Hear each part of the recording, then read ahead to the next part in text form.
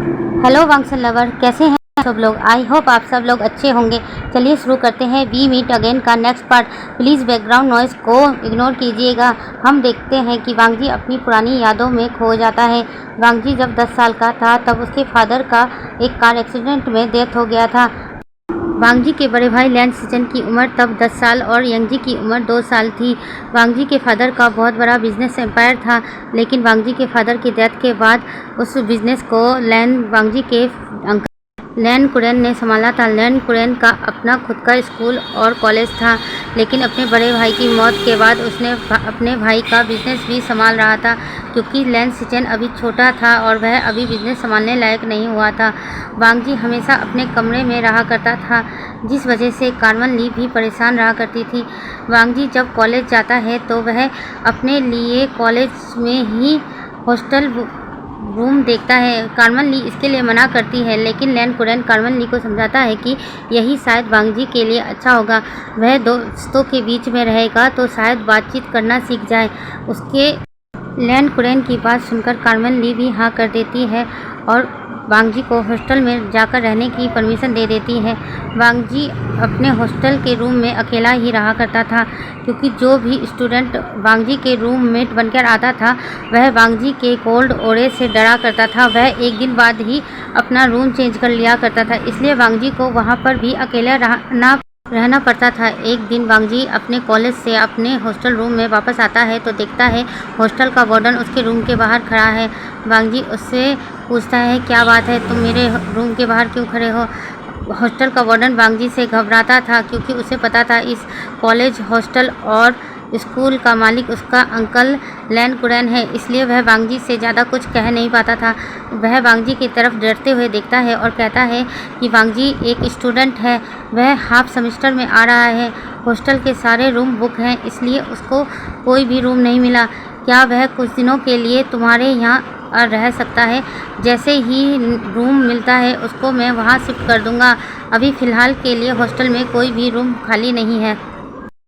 वांगजी warden की तरफ देखता है और कहता है, ठीक है, भेज सकते हो। ऐसा कहकर वह अपने रूम के अंदर चला जाता है। वार्डन जब यह सुनता है तो वह एक गहरी सांस लेता है और कहता है, पता नहीं इसके सामने खड़ा होते ही मेरी सांस क्यों रुक जाती है। ऐसा लगता है कि यह मुझे कच्चा ही चबा जाएगा। ऐसा कहकर वह वार्डन वहाँ से चला जाता है। वांगजी अपने रूम में आकर अपनी कॉलेज की पढ़ाई करना स्टार्ट कर देता है।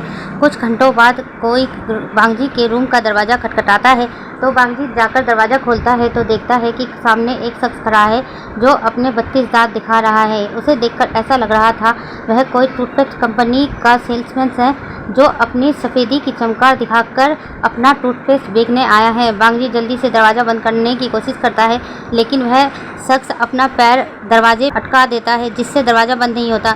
वांगजी हैरानी से उसकी तरफ देखता है और कहता है, कौन हो तुम। तो वह शख्स कहता है, मेरा नाम विहिंग है और मैं तुम्हारे साथ इस रूम में रहने वाला हूँ, मैं तुम्हारा रूममेट हूँ। वांगजी जब यह सुनता है तो वह दरवाजे से हट जाता है और वह शख्स अंदर आ जाता है।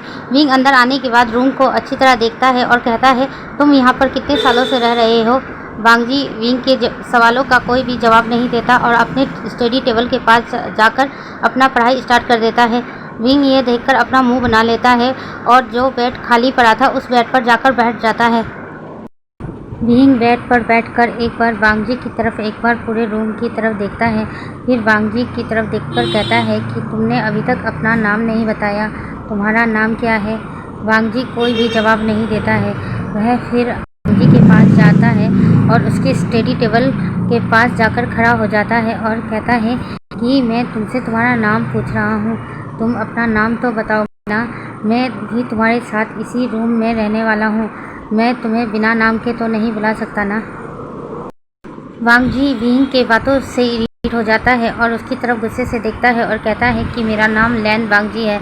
विंग वांगजी की बात सुनकर मुस्कुरा देता है और कहता है, ओ अच्छा, तुम्हारा नाम लवांगजी है।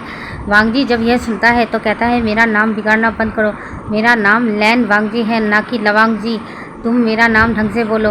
विंग वांगजी की तरफ देखता है और मुस्कुराता है और कहता है, अब से तो मैं तुम्हें लवांगजी ही बुलाऊंगा। ऐसा कहकर वह जल्दी से वॉशरूम के अंदर भाग जाता है। वांगजी गुस्से से वॉशरूम की तरफ देखता है और फिर से अपनी पढ़ाई स्टार्ट कर देता है। थोड़ी देर बाद विंग वॉशरूम से बाहर आ जाता है और अपने बैग से अपने कपड़े लेकर अलमारी में सेट करने लगता है। वांगजी अपनी जगह से उठता है और वह भी वॉशरूम में चला जाता है। कम से कम आधे घंटे बाद वांगजी जब वॉशरूम से बाहर आता है तब वह देखकर हैरान हो जाता है, क्योंकि विंग ने पूरे रूम को ही चेंज कर दिया था। पूरे रूम में उसने मॉडल के पोस्टर लगा रखे थे, जिसे देखकर वांगजी को बहुत वल्गर लग रहा था। वांगजी गुस्से से विंग की तरफ देखता है और कहता है, ये तुमने रूम का क्या हाल कर दिया है? ये सब अभी इसी वक्त हटाओ, मुझे ये सब पसंद नहीं है। विंग बोलता है कि यह रूम मेरा भी है, मैं जैसा मर्जी चाहूँगा वैसे सजाऊँगा। वांगजी गुस्से से विंग की तरफ देखता है और कहता है, तो सजाओ, लेकिन अपने साइड पर, मेरा साइड खाली रखो, मुझे अपनी साइड की दीवार खाली चाहिए। ऐसा कहकर वांगजी किचन में चला जाता है। विंग अपना मुंह बना लेता है। वांगजी को मैस का खाना पसंद नहीं था, जिस वजह से इसलिए वह अपना खाना रूम में ही बनाया करता था। उसके रूम में एक छोटा सा किचन भी था। विंग जब देखता है कि वांगजी किचन में गया है तो वह उसके पीछे जाकर खड़ा हो जाता है और कहता है, तुम क्या कर रहे हो? वांगजी उसके सवाल का कोई जवाब नहीं देता। फिर विंग वांगजी के कान में जाकर फूंकता है, जिससे वांगजी डर जाता है और गुस्से से विंग की तरफ देखता है और कहता है, ये तुम क्या कर रहे हो? विंग भी मुस्कुराते हुए वांगजी की तरफ देखता है और कहता है, मैं कब से तुमसे बात कर रहा हूँ और तुम मुझे इग्नोर क्यों कर रहे हो? मैं तुमसे पूछ रहा हूँ तुम क्या कर रहे हो? वांगजी गुस्से से विंग की तरफ देखता है और कहता है, तुम्हें दिखाई नहीं दे रहा, मैं अपने लिए लंच बना रहा हूँ। विंग जब यह सुनता है तो वह खुश हो जाता है और कहता है, क्या तुम मेरे लिए भी लंच बना दोगे वांगजी? वांगजी जब यह सुनता है तो गुस्से से विंग की तरफ देखता है और कहता है, बिल्कुल नहीं, तुम्हारा लंच तुम्हें मेस में मिल जाएगा। मैं मेस का खाना पसंद नहीं करता, इस वजह से मैं अपने लिए खाना यहीं पर बनाता हूँ, इसलिए अब तुम यहाँ से जाओ, मुझे खाना बनाने दो। विंग वांगजी की बात सुनता है लेकिन वहाँ से जाता नहीं और वह देखने लगता है कि वांगजी किस तरह से खाना बना रहा है। उसने देखा कि वांगजी ने कुछ वेजिटेबल और कुछ राइस बॉयल करने रख दिया है। विंग यह देखकर हैरान हो जाता है और कहता है कि तुम और कुछ नहीं बनाओगे? वांगजी कहता है, यही मेरा लंच है, मुझे बॉयल फूड पसंद है। विंग जब यह सुनता है और तो वह हंस पड़ता है और कहता है, अच्छा हुआ कि मेरा लंच मेस में मिलेगा, मैं तुम्हारा इस लंच को एंजॉय करने में इंटरेस्टेड नहीं हूँ। ऐसा कहकर विंग रूम से बाहर निकल जाता है।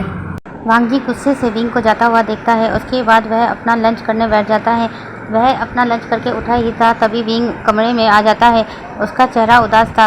वह वांगजी की तरफ देखता है और कहता है, वांगजी, तुम्हें पता है मेस में जब मैं गया तो लंच ख़त्म हो चुका था, मुझे लंच करने को नहीं मिला, क्या तुम मेरे लिए कुछ बना दोगे?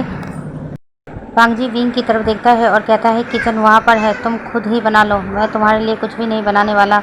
विंग अपना मुंह बना लेता है और किचन में चला जाता है और जाकर अपने लिए लंच बनाने लगता है। थोड़ी देर बाद ही किचन से धुआं निकलने लगता है। धुआं देखकर वांगजी हैरान हो जाता है और जल्दी से किचन के अंदर जाता है तो देखता है विंग जो खाना बना रहा था उसमें आग लग गई है। वांगजी जल्दी से पानी लेकर उस खाने में डालता है और विंग की तरफ गुस्से से देखता है और ज़ोर से चिल्लाता है, क्या तुम्हें खाना बनाना नहीं आता? अभी तुमने मेरे किचन में आग लगा दिया होता। विंग जब वांगजी का इतना ज़ोर से आवाज़ सुनता है तो वह रोने लगता है और वांगजी की तरफ देखता है और कहता है कि मैंने कभी खाना बनाना नहीं सीखा है, मुझे सच्ची में खाना बनाना नहीं आता, इसलिए तो मैं तुमसे बोल रहा था कि मुझे खाना बना दो, लेकिन तुमने नहीं बनाया है।